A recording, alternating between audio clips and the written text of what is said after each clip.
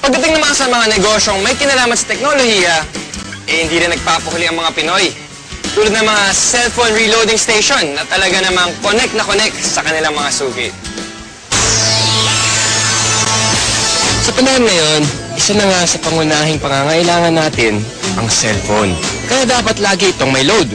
At dito nakasilip ng pagkakataon ang iba nating mga kababayan para kumita.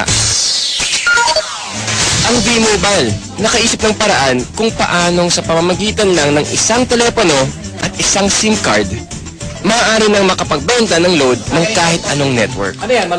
Ang kaibahan nitong V-Mobile, gamit mo yung cellphone mo, makapagbebenta ka ng lahat ng klase ng prepaid, cards at saka electronic, para magkaroon ka ng negosyo.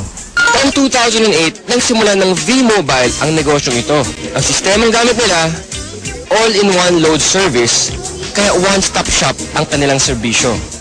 Kailangan mo rito, at least meron kang cellphone, meron kang maliit na puhunan, hindi mo kailangan ng malaki, although pwede rin maging malaki ang puhunan mo. Yan eh, depende sa plano mo sa negosyo. Kung gumagamit ka ng internet, napakasimple lang gagawin mo. Punta ka sa aming www.loadextreme.ph. Tapos pag nakita mo na itong website nito, diba, yung online loading, kiklik mo, lalabas dyan yung aming dialog box. I-enter mo yung account mo, papasok mo. So, in this case, pipiliin ko na lang, papasok ko yung aking sikretong PIK. Tapos mamimili ako ng produkto. Tapos, lalagay ko yung cellphone number. Kiklik mo ngayon yung send load. Pag okay natin, yun na. Pero paano ka nga ba kikita sa negosyong ito? Halimbawa, may magpapaload sa iyo ng 100 pesos. Ang mababawas sa load wallet mo ay 90 pesos lang. Ibig sabihin, may 10 piso kang kita sa bawat 100 na i-reload mo sa iyong customer. Kung kumikita ka ng 100 pesos kada araw sa pagre-reload, sa loob ng isang buwan, may kita kang 3,000 piso. Anip, tulad ni Peewee, na nakatuwaan lang daw noong una ang reloading business. Actually, nabuhat kami. Noong nag-start kami noon, magbabarkada lang kami. So, every night, magkakasama kami. Nakakatuwa. Nung 5 lang kami nagsimula. 5 members na kami. Kapatid ko, mga barkada ko. Tapos, ngayon nagulat ako, yung 5 tao nagsimula niya. Ngayon, ano na kami? Almost 100,000. So, actually, nag-drag pa siya ng 100,000 members.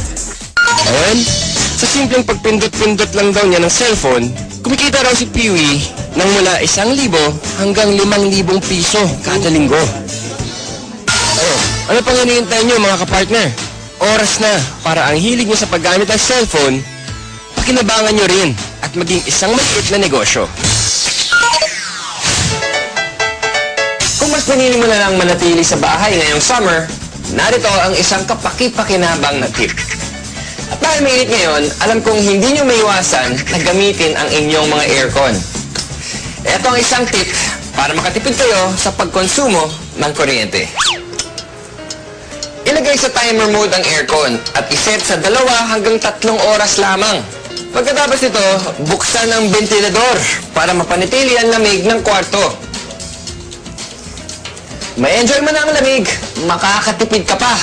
O di ba? Pwede naman eh. Kaya mga kapartner, tandaan, dapat maging wais all the time. Ano ba masasabi natin?